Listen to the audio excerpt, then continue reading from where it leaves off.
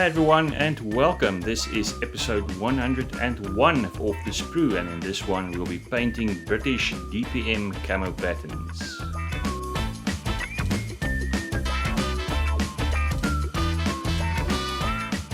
Guys, you'll recall that in the previous video we created a few scratchboard stowage items for the Hobby Boss Jackal, and in this video the process continues. In this one I'll be scratch building and painting Bergens, and that is the term that the British Army uses for rucksacks. But first, a message from the sponsor.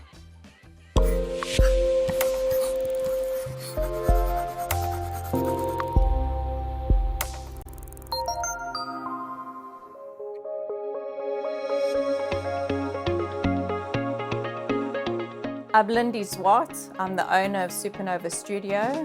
We are an online store on the Bluff in Durban, South Africa. We sell hobby, arts and crafts products. It's really important to hobby and keep a craft because it helps with your mental health. It really does.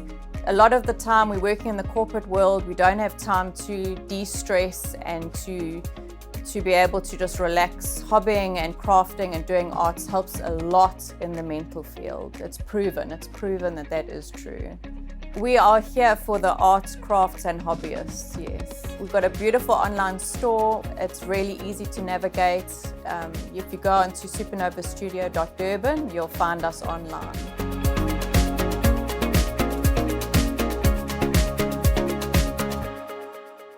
Well, I can certainly agree with that.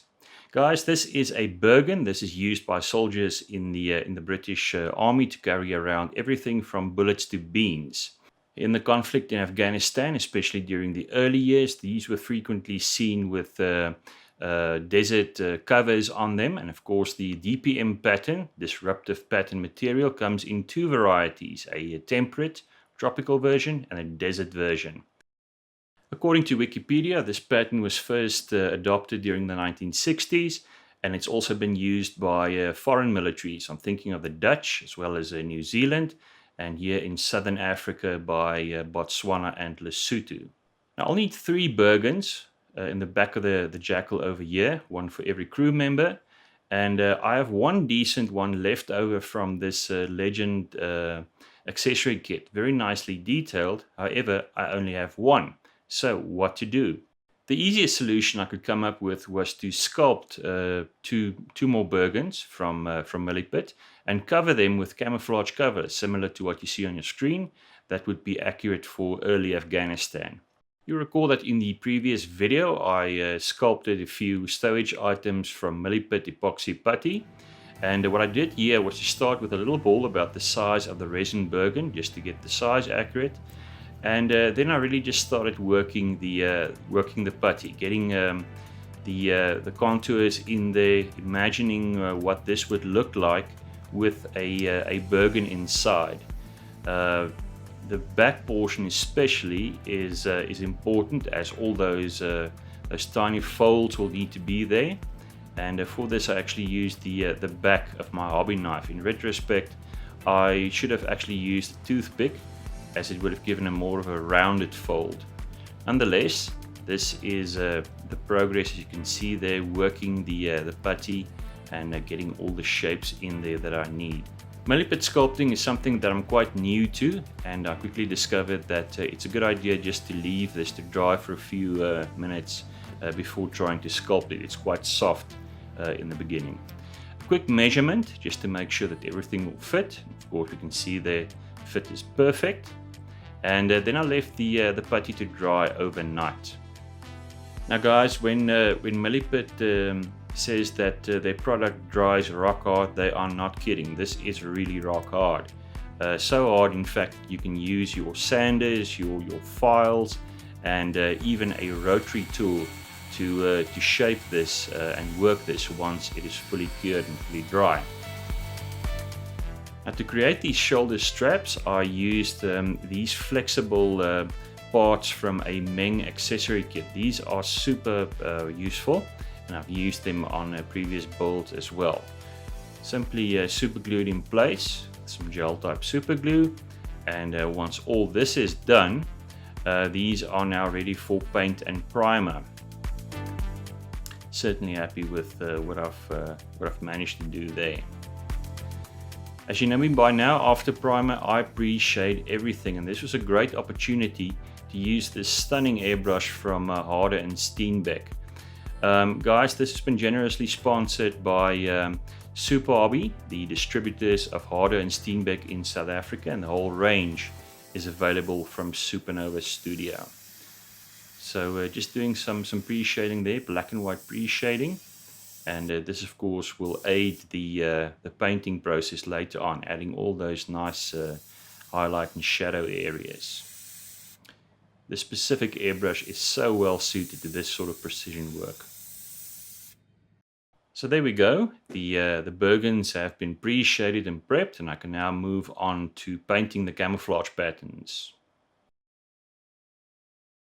For the Desert DPM pattern, I used aged white as the base color, the lighter color. You can see there's these folds, and before I applied the darker color, I wanted to bring out those shadow areas. For this, I mixed some dark earth with aged white just to get a slightly darker shade, using some thinner there, and then again used my my Harder and Steenbeck airbrush just to gently bring in those shadow areas. You can see it's a very subtle effect, but certainly worth the effort just to get that extra little bit of detail into the scratch pulled Bergen. So there we go. These are the shadow areas added there, and I can now move on to the darker color. Now for this, I'm using a Vallejo fine detail brush and also my Red Grass Games wet palette. This is available from Supernova Studio, guys, and this is such a great tool if you're doing figure painting or any other sort of brush painting. When I studied this pattern, I noticed that these blotches run in opposite directions. You can see those curves, and this is something I'd have to replicate in scale. So I first started with the first ones. You can see they're replicating what I see on my tablet screen there. Guys, it's highly recommended that you keep your reference materials close by, especially when painting intricate camo patterns such as this. Steady hand, of course, is required, and this is not something that you rush. So I would paint a few of those blotches, look up, study the pattern, and then just continue on. You can see there, recreating that pattern in scale. Now the British Army's Bergens only came out in the temperate version of DPM. Unfortunately, I've got a great reference for this. I have an actual British Army surplus smock, and I could use this to color match my paint colors. The selection of colors that I used was medium olive for the green. For the brown, I used a rust brown. You can see there the Vallejo color on your screen. Next up is the light, the tan color. For this, I used beige, and then finally for the fine black portions of this pattern, I used NATO black. So those are the four colors that I used. However, there was one problem. The medium olive color is clearly way too bright to be realistic at this scale. So what I did was just to slightly darken it with some Russian green. Guys, and as you can see here, I actually went about this in a very imprecise manner. I just sort of brute force mixed together these two paint colors, and I came up with one that looks a bit more realistic in scale. So keep in mind that you might have to adjust your colors. Now with the green fixed, I added some color accents from the temperate 4-color version of the DPM pattern, just to those shoulder straps. I didn't go into too much detail here because these wouldn't be too visible, but there you go, that's the completed pattern, and this is now ready for further detailing. Now next up is a wash. You guys know I like my wash colors, and for that I prefer these filters from MIG Productions. They are filters, but they work just as well for wash, for pin wash applications. Just apply this to the Bergen. When it's dry, remove the excess, and the next step will be to do some dry brushing. Dry brushing and pin washes go together like peas and carrots. So using my Vallejo dry brush and some deck tan, I proceeded to dry brush the raised detail on this little scratch-built Bergen. You see, being very careful in doing this, those shoulder straps are actually quite fragile. When everything was done, just give it a coat of micro flat from Micro Scale. So guys, there we go. Those are the two scratch-built Bergens. So the two that I was missing, and quite easy to do.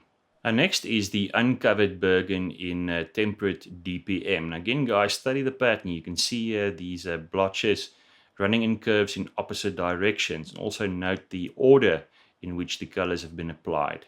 Now first I start with a base color, that's the beige, and on top of this I applied the green with a Vallejo fine detail brush. And what really helped here is to look at the real pattern and just deconstruct it. So follow the green areas of the pattern and just recreate what I see there. So this was the green, and the next color to apply, of course, is the brown. Again, following what I see in my real world example, and just applying that over the green.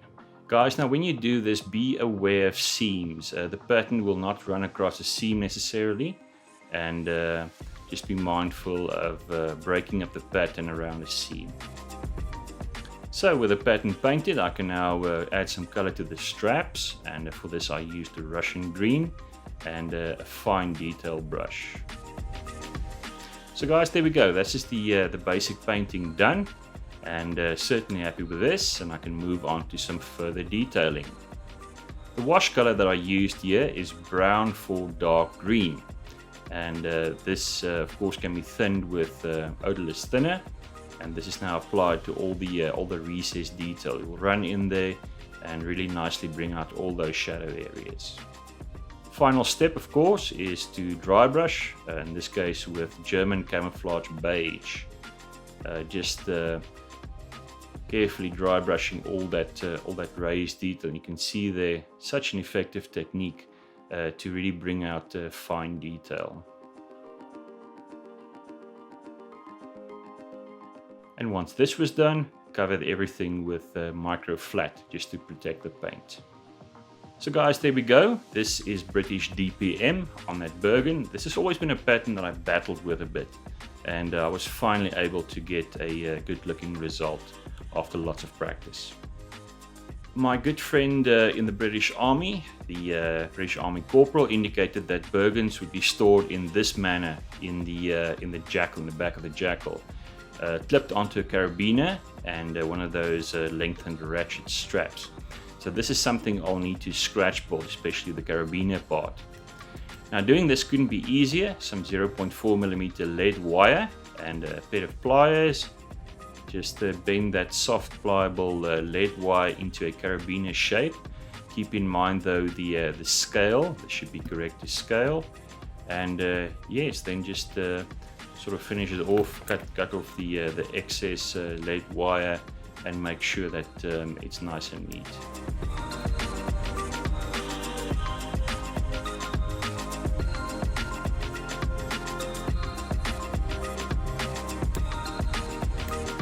Now I've got three because there's three Bergens, and I've also got this leftover painted masking tape that will work really well now just to fix this to the Bergen. You can see there, using some of that ratchet strap material that I used early on the jerry cans, and just threading that through. And with this done, I can now place these into the back of the jackal and very carefully thread that ratchet strap through those carabiners. Guys, and there's the finished result.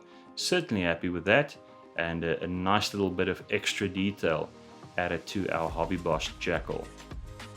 Of course, this is not done. Still some final stowage need to be added, and that's something that will be happening in the next video, so do join me for that.